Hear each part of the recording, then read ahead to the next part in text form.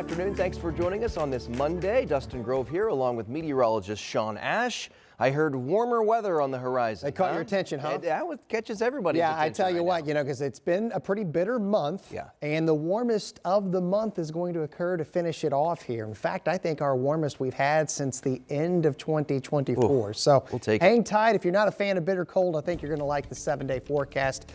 Today, boy, beautiful sunny day on tap. We had a pretty good weekend. Overall, temperatures were warming, and the warmest is yet to come here. So we've got the blue sky. One thing of note today eventually will become the wind. It is going to ramp up here as the day unfolds. It's west-southwest, sustained at about 15. This evening, we will likely have gusts over 35 miles per hour at times.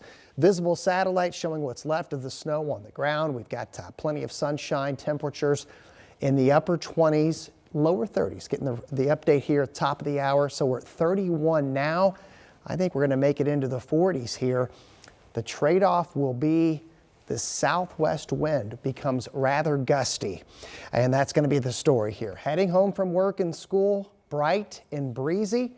Low to mid 40s over central Indiana as this warm up really starts to crank, and the wind is going to crank as well. So these are the gusts as we go through the evening. 50-degree temperatures, very possible. We'll have timeline on that coming up in the 7-day forecast. All right, Sean, take a look at this. Quite the scene on the northwest side today. A car sinking into the White River. It happened around 6:45 this morning after Metro Police got a call about a car that had driven onto the ice. This is, as we mentioned, it's the near northwest side. It's on North White River Parkway. Thankfully, the driver was able to get out safely. That's certainly the good news. Crews tried to recover that SUV, as you can see right there, but they ended up calling it off because of the conditions. The car eventually went all the way under the water, as you see right there. There it goes. Crews say they will wait until the ice thaws to get it out. New at noon, Metro Police have arrested the person they believe to be responsible for a string of armed robberies on the east side, and that suspect is just 15 years old.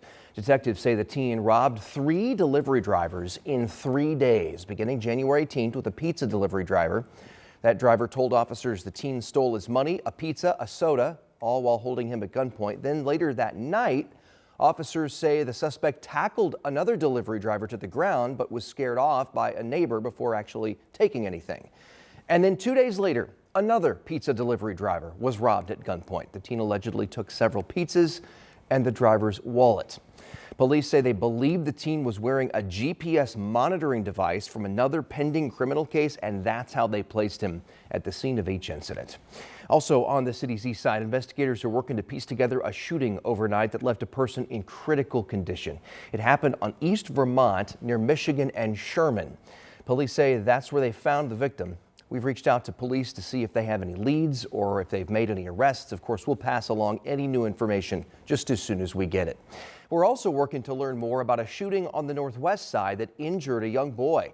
It happened just before 5 last night in the 1100 block of Eugene Street. That's near West 30th and Dr. MLK.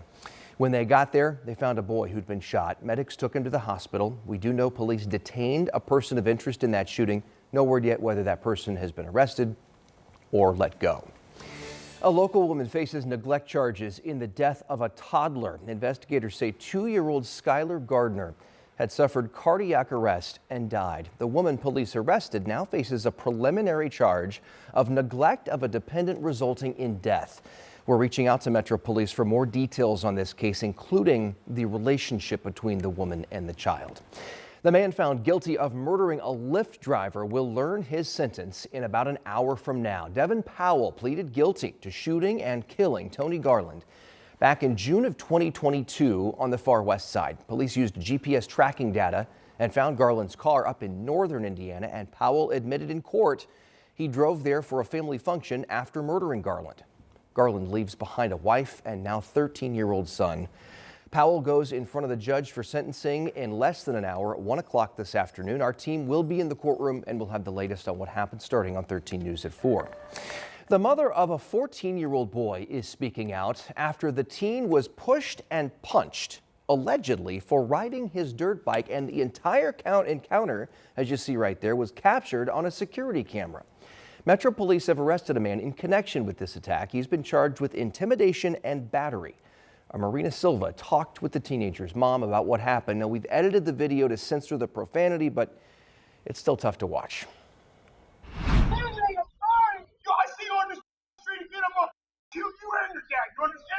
In this security video sent to 13 News, you can see a man in a white van push a child down in the snow while yelling at him. Brittany Schwitzky is the boy's mom. She says Saturday afternoon, her son called her and said he had been punched. She says her son Jordan was riding his dirt bike around the neighborhood near Rockville and High School roads on the city's west side. When he heard a car coming, he got to the side. I'm screaming at him, cussing at him, then proceeded to get out of the car, come around, shove him to the ground again, and stand over top of him, punch him.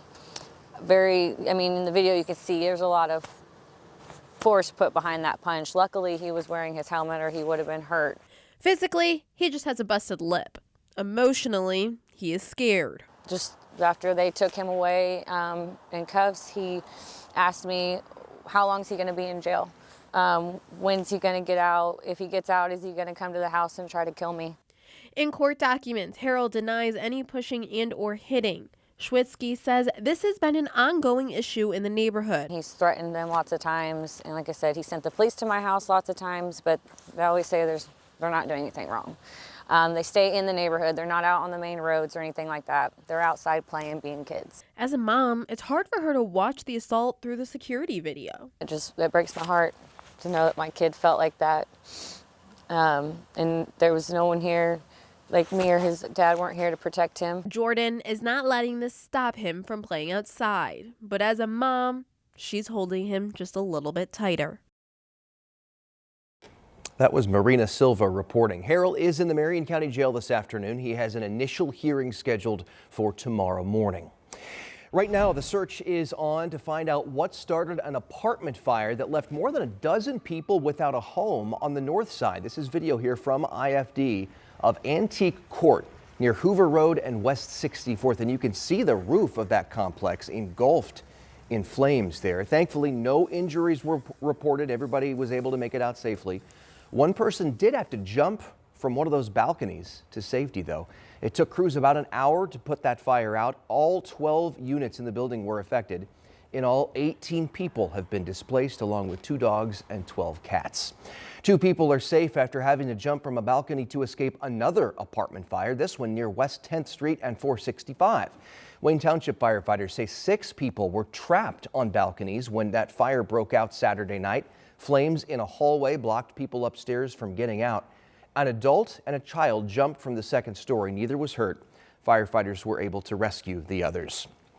We are just 5 days out from the WWE Royal Rumble taking over Lucas Oil Stadium downtown Indy. More than 60,000 fans are expected to pack downtown. This is a big event. And now neighborhoods are rolling out the red carpet, from artwork to restaurant deals, even wrestling-themed workout classes. The Fountain Fletcher District is getting ready to welcome fans, and the matches are not just going to be on TV. You'll be able to see live matches hosted by Naptown All-Pro in the Fountain Square Theater. Businesses in that area are already hearing from fans coming in. One woman says she has a fan here from New Zealand staying at her Airbnb. She said, I'm so excited. I can afford a place to stay in Indianapolis and make my childhood dream come true of meeting my childhood hero. And I was like, who is your hero? She was like, John Cena. John Cena, of course. Lots of excitement building up here and across the city for this huge event. Royal Rumble will start 6 p.m. February 1st. If you are not able to make it there in person, it'll be streaming on Peacock as well. The merch, the fun events, along with food and drink specials are already underway and available. That includes Sun King Brewery and Hot Boys Chicken, who are teaming up for a new beer collaboration. It's called the Spandex Super Slam Beer, appropriately enough. This mashup is inspired by chicken and waffles with a craft beer twist. It's available right now at all Sun King Central Indiana locations and other places that serve Sun King beer as well. The Children's Museum is getting in on the Royal Rumble fun too. Check this out. The dinosaurs are going to be decked out today in WWE SmackDown attire. There's a look right there, including that 8-foot-long WWE Gold Championship belt. The museum custom made that belt just for the dinosaurs. There it is.